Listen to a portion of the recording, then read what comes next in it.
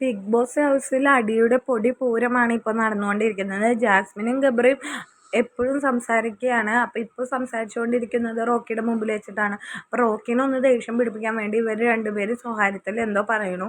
അതായത് ഗബ്രി പറയുന്നത് ഇപ്പോൾ റോക്കി നമ്മളെ നോക്കുന്നുണ്ട്, അവൻ നമ്മളെയാണ് നോക്കിക്കൊണ്ടിരിക്കുന്നതെന്ന് ഗബ്രി ജാസ്മിനോട് പറയുകയാണ്. ഇത് കണ്ടുകൊണ്ടിരിക്കുന്ന റോക്കിക്ക് ആകെ കൂടി ദേഷ്യം വരുന്നുണ്ട്. അപ്പോൾ റോക്കി ചായ കുടിച്ചിരിക്കുകയായിരുന്നു. റോക്കി അവിടെ നിന്ന് റോക്കി ബായ് ആയിട്ട് അവിടെ നിന്ന് എഴുന്നേറ്റു. ഇവിടെ എന്തെങ്കിലുമൊക്കെ നടക്കുമെന്ന് വിചാരിക്കുക. അതായത് ഒരാളിരിക്കുമ്പോൾ അയാളെ നോക്കി കളിയാക്കിക്കൊണ്ട് ചിരിക്കുക എന്ന് പറയുന്നത് വലിയ നല്ല രസമുള്ള കാര്യമൊന്നുമല്ല.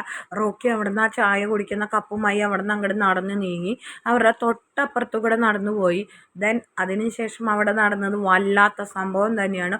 റോക്കി ബായ് റോക്കിയുടെ കൈകൾ രണ്ടും എടുത്ത് ടപ്പേ എന്ന് പറഞ്ഞ് ടേബിളുമയ്ക്ക് ഒരു അടി വെച്ച് കൊടുത്തു.